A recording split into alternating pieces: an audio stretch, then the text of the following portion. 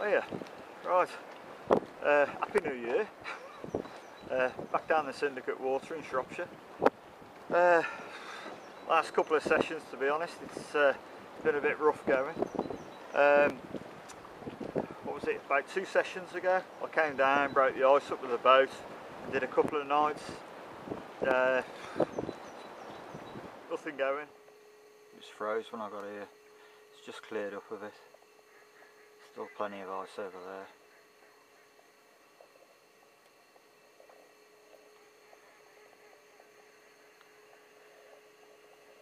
I went out in the boat and cleared a bit of ice, and the wind took it down a bit, but it looks a bit clearer again tonight. It's supposed to be getting mild the next couple of days, so I'll see how I do.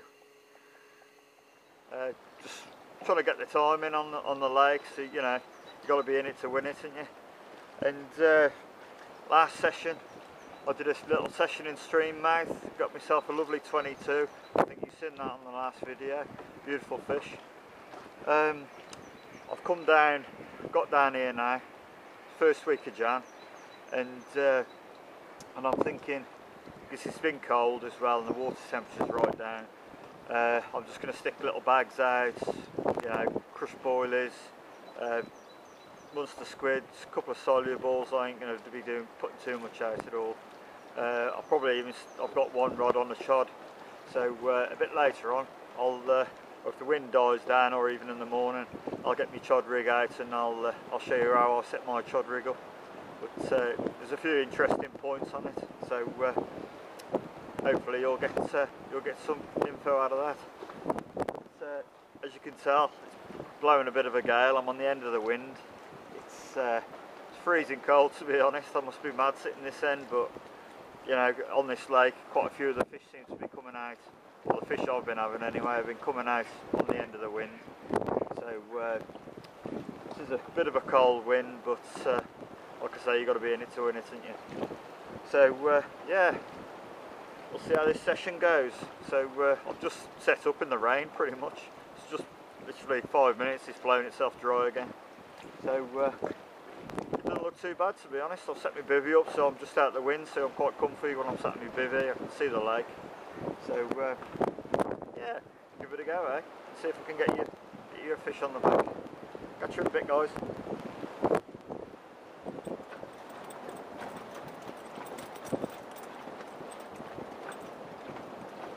Another £17.4 coming. Well, I might as well show you. It's daytime. A little bit of time to sort it out. A bit windy still. Cracking little fish. What's the squid again? Oh, I love catching carp.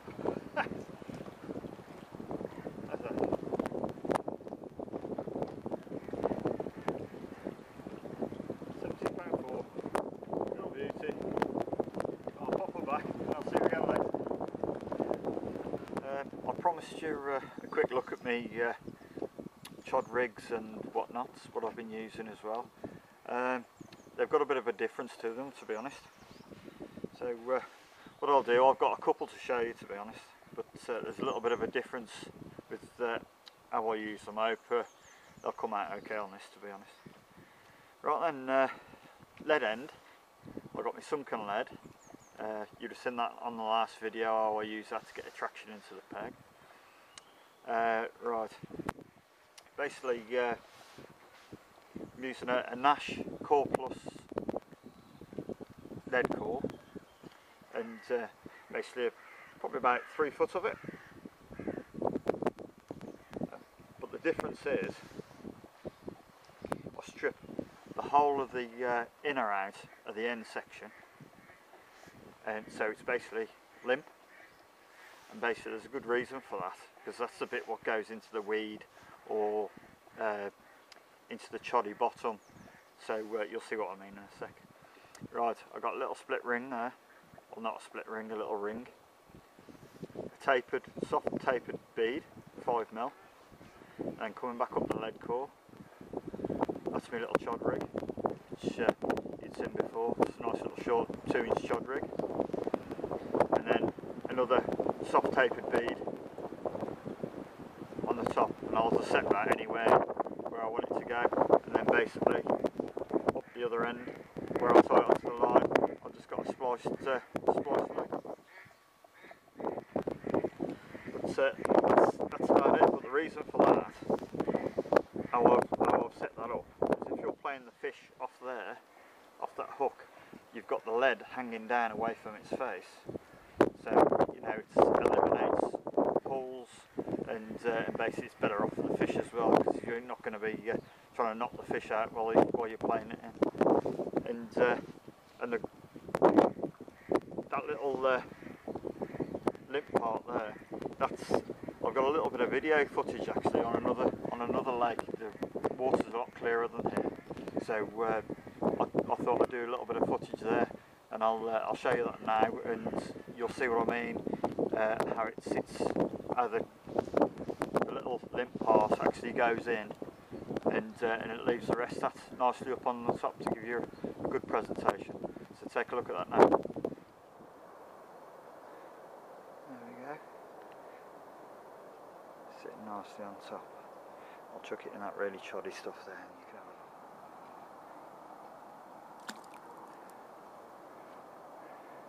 Look at that. It sits perfectly on top.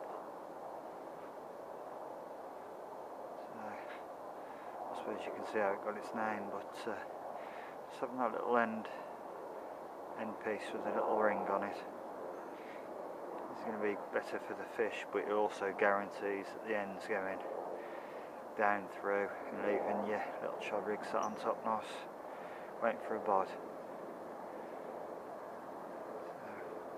So another go, a bit more choddy stuff. Okay, it's chucked in and it's lying perfectly on the top. There's that little ring there. As you can see, that's gone down and in. I left the chod up on the top, free running.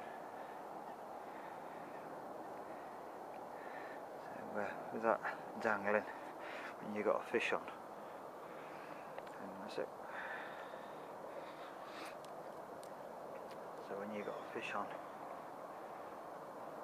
you can be playing the fish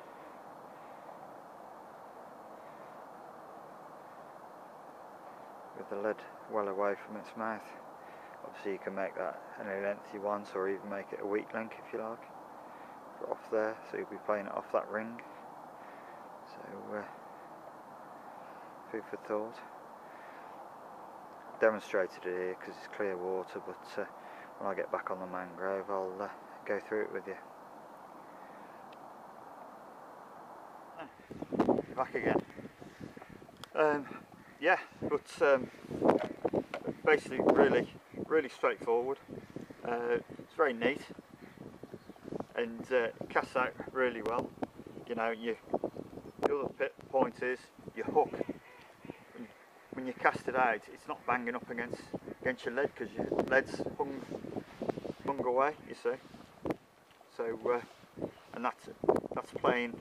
You'll be playing the fish off that section there. So I'll come back a bit, you'll see what I mean. So you'll be playing the fish with your lead hanging around. But the other good point is with having a ring there. If you were fishing into really deep weed, you could keep the ring for obvious reasons, because if you haven't got a ring there, your hook's going to fly off the end. But you keep the ring on, and you can tie, say, whatever length of, say, 3 pound line, 2.5 pound line, probably 3 actually, is a weak link. And if your fishing in is 2 foot deep, 3 foot deep, you can just fish a length of mono from that ring, cast it in, and basically that'll make up for the depth of the weed and leave your chod rig sat nicely up on top. So that's the first one. It's pretty straightforward. I'll show you how I attach a bait in a minute actually. So we'll come back to that one in a second.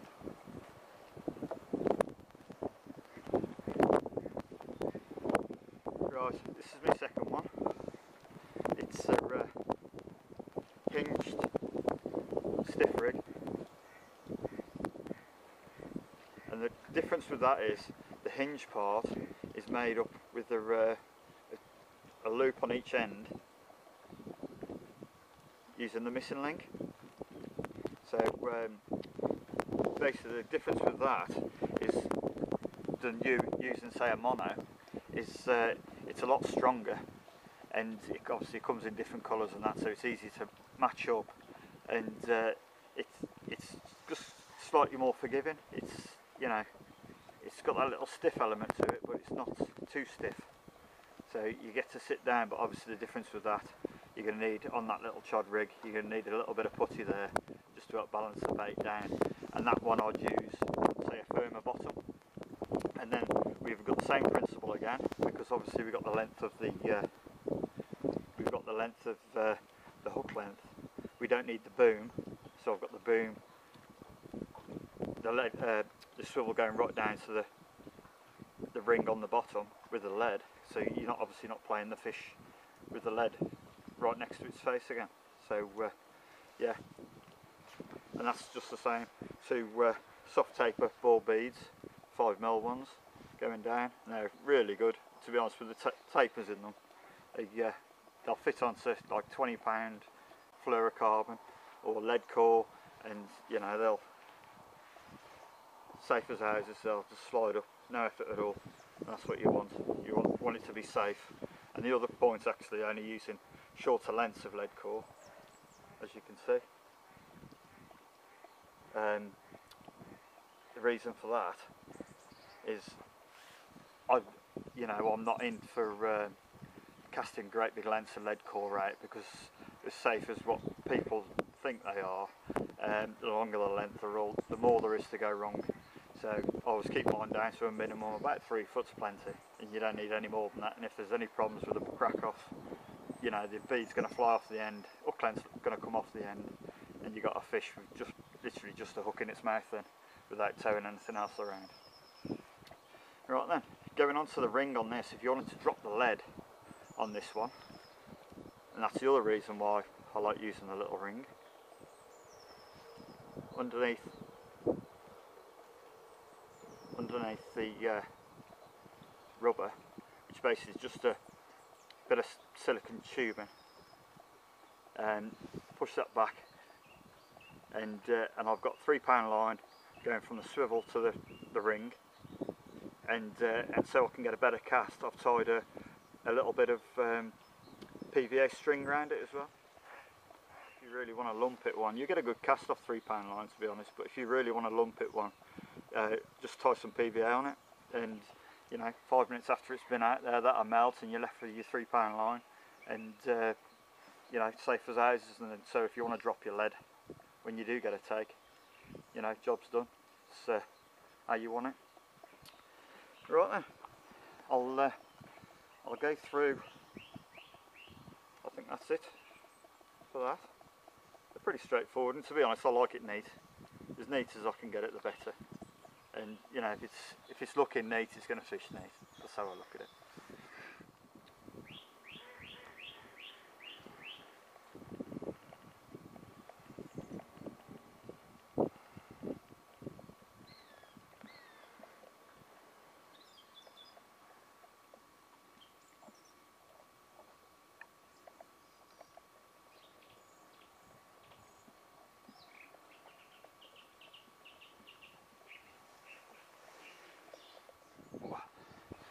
Right then, I'll show you how I attach my hook baits to my chod rig. Right, let's pull that bead up so I'll get rid of the lead. Right, so basically your standard chod rig, I've got a little ring in the back, on the back of the D, and I'll thread a bit of fluorocarbon through that.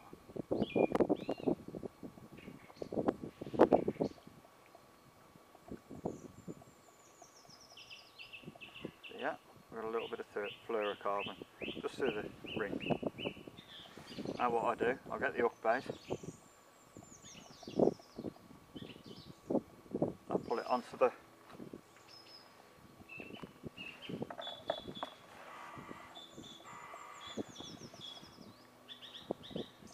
bait. And I pulled it onto the fluorocarbon, push it down to the ring. So you can see that, I think.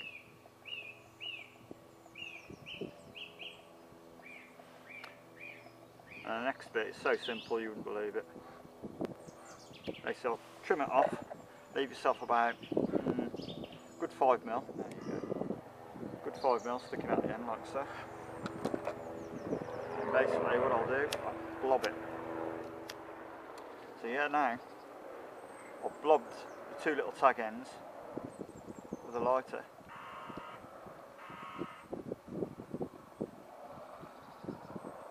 And that ain't going anywhere. So real quick, easy way to attach your bait. That little tip, a good friend showed me that at one of the shows. So that was last year or so. That was. So I think that's a cracking little tip, that is. So yeah, and that's it, and we're ready to go.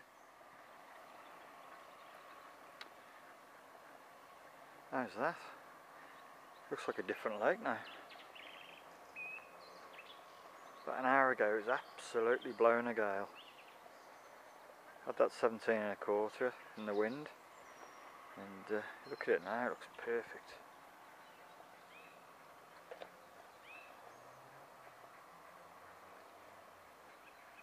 Shut the ducks up anyway, innit?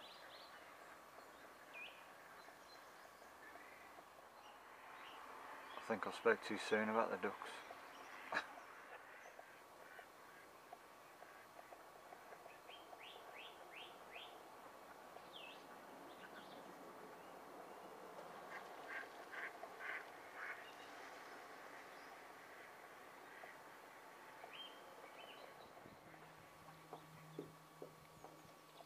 Morning.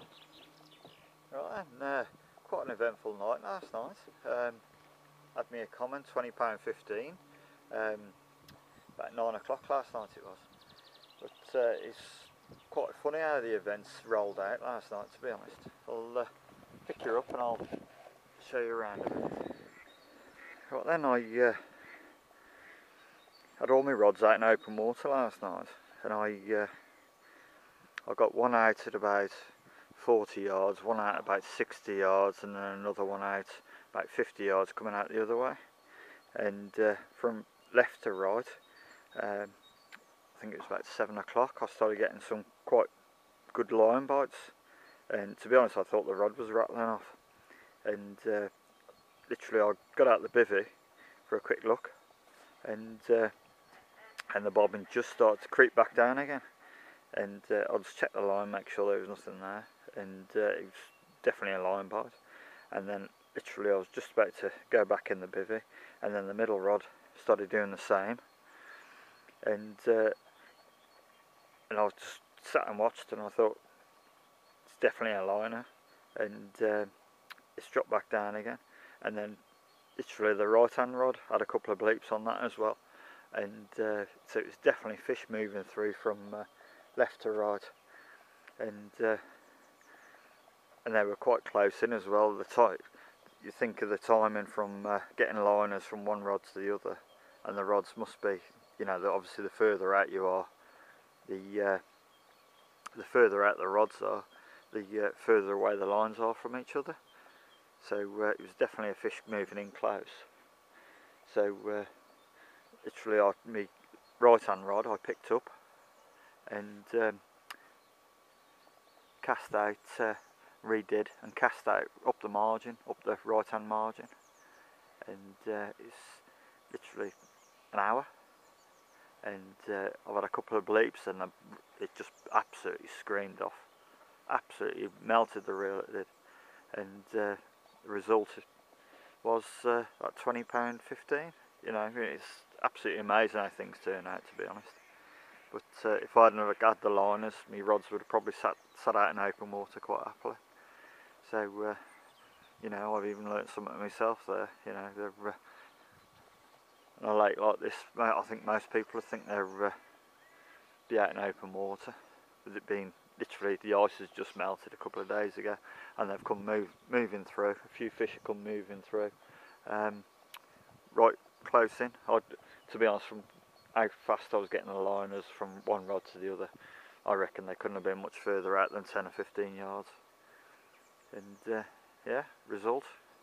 And beautiful fish as well. Lovely, lovely common. Is it £20.15? Sorry. So yeah, absolutely over the moon.